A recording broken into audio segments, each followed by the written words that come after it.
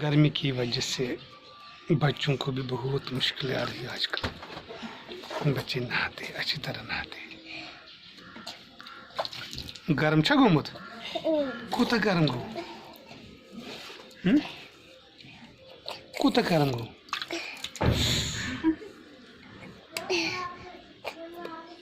आजकल जम्मू कश्मीर में गर्मी का मौसम बहुत तेज है।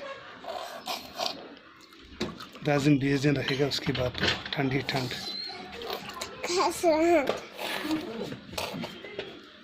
इसको स्नान करन बेटा, स्नान करन।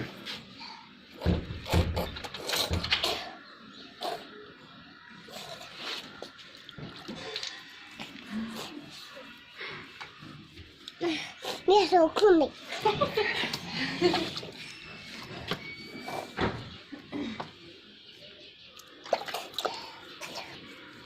गर्म मौसम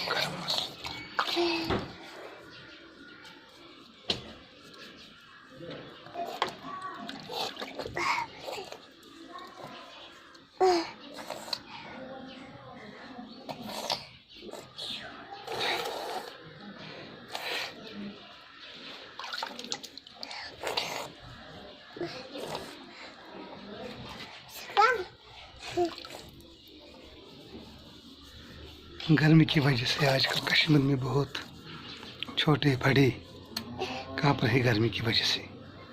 जम्मू कश्मीर में गर्मी बहुत है आजकल, खासकर कश्मीर में, वादी कश्मीर में।